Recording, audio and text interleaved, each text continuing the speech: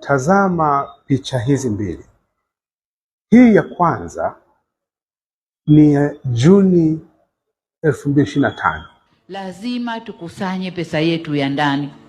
Huko nje masharti yamekuwa yanaongezeka. Leo utachokozwa kwamba Watanzania wasije huku, tumewataka sijui pasipoti zao hawakusema, tumewataka sijui nini hawakutupa. Wataka listi ya pasipoti za watu wangu weza nini? Na kipindi hiki si lazima ujiulize mara tatu. Sasa kama hukupeleka nasema sikupi pesa. Usinipe, nitakusanya ndani kwangu. Kwa hiyo lazima tukusanye za ndani. Na hii ya pili ni ya Novemba 2025. Changamoto inayotukabili ni rasilimali. Rasilimali zetu ni chache. Kama mnavyojua, mara nyingi tunategemea kupata kutoka nje, mikopo kutoka kwa taasisi mbalimbali za kimataifa, mabenki ya kimataifa, lakini yaliyotokea nchini kwetu yametutia doa kidogo. Kwa hiyo huenda yakatupunguzia sifa ya kupata hiyo mikopo kwa urahisi kama tulivyopata muhula wa kwanza wa awamu hii.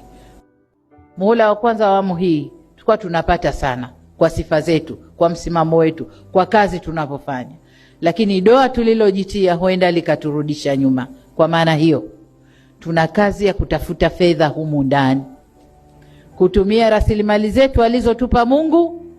Tutaangalia njia gani tutazitumia tupate fedha ili tukatekeleze miradi ile ambayo tunakwenda kutekeleza.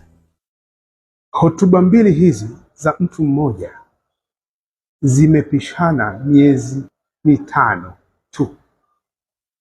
Zinasisitiza jambo lile lile kwa lugha tofauti na kwa hisia tofauti. Katika picha ya kwanza naona rais alikuwa anazungumza mambo haya katika hali ya utulivu, na katika hii ya pili naona tu na unaelewa tu kwamba hapa alikuwa katika hali ya kuhamanika. Sasa baada ya yote haya, wewe unatafakari nini? Mimi natafakari ambayo nimeifupisha katika maneno machache haya yafuatayo.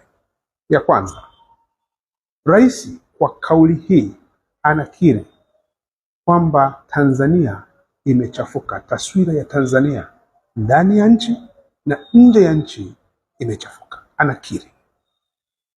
Na haya si maneno mepesi kutoka kwa mkuu wa nchi.